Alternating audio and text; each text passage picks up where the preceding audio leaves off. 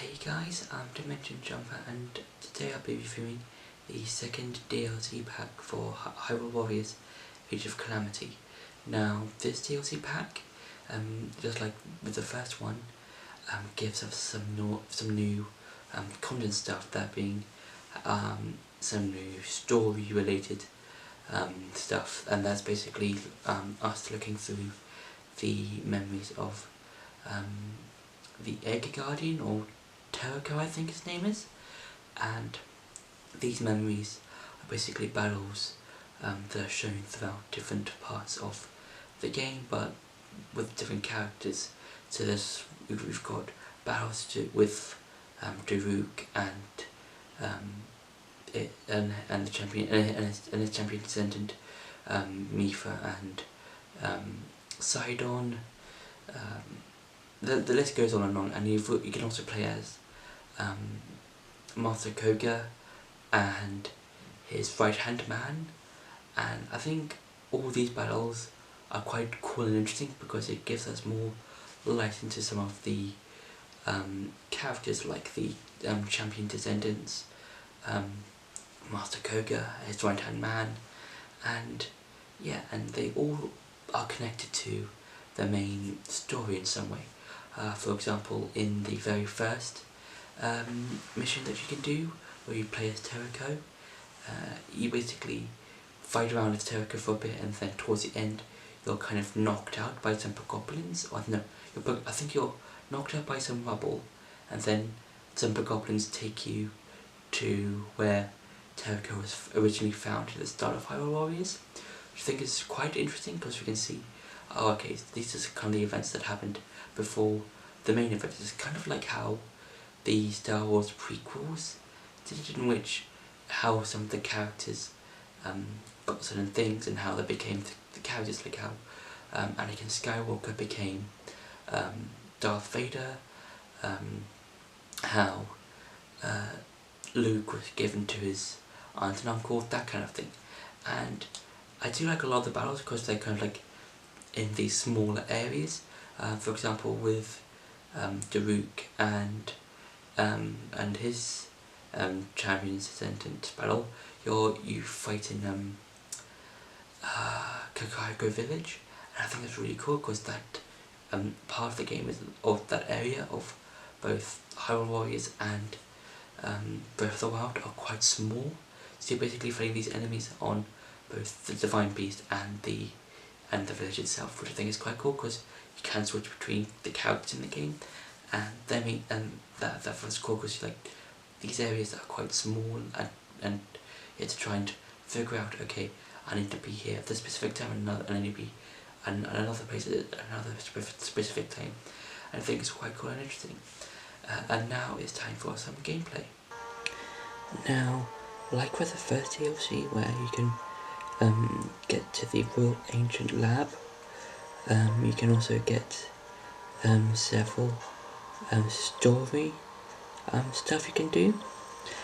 So they're scattered around Hyrule. So you've got these two near the Colosseum.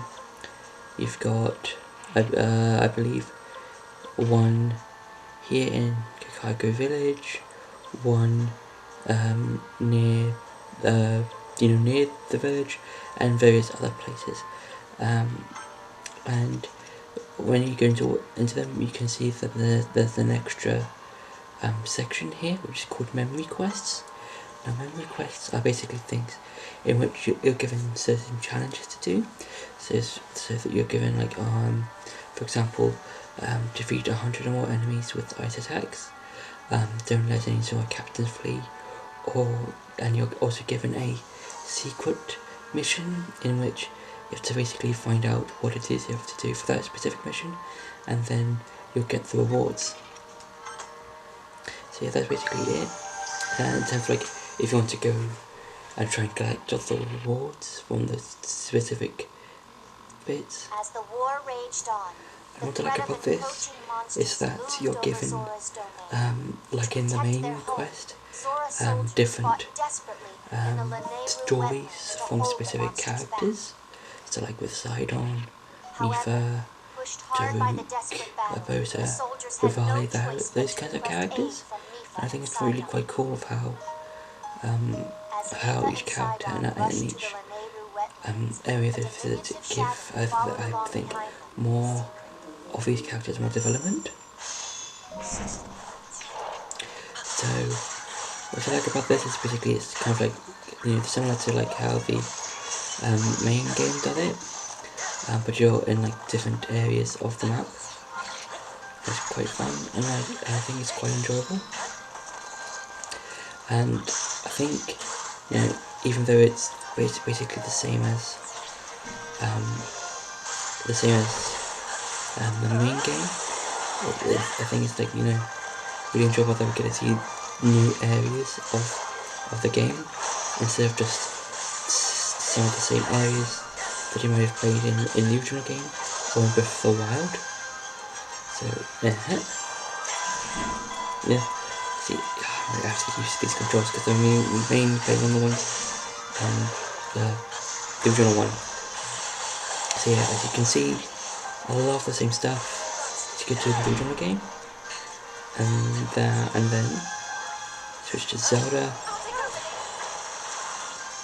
So this is really fun, and I think like it's good to see like getting to see new areas of the map. And yeah, yeah, I would say this is my favorite part of the DLC, just because you can just have new areas, new just to experience like, you know, new stuff. It's really cool. I do like how we can just fight with new characters and, you know, some of the old characters, stuff like that. And I think it's really fun. Oh my god. And, yeah, I think it's quite fun. So that's been it for the gameplay. Now time to go back to the review. So when it comes to looking at both DLC packs, I kind of prefer DLC pack 2 over DLC pack 1. I think it's mainly because you get the new extra story stuff that you can see, because I do enjoy some of the elements from the first DLC pack 1 of Age of Calamity, but it's just like, you know, very just okay stuff, because in that pack you only get like a couple of new things, like several new weapons for some of the characters, like Fulinki has these, as I said before in last week's episode, these two whip things that you can copy some weapons of at a specific time, and there was some other stuff and here and there, but with the DLC pack 2 for Age of Calamity, I do kind of prefer that because you get new story game stuff, and you can basically play as some of the new characters that you can see.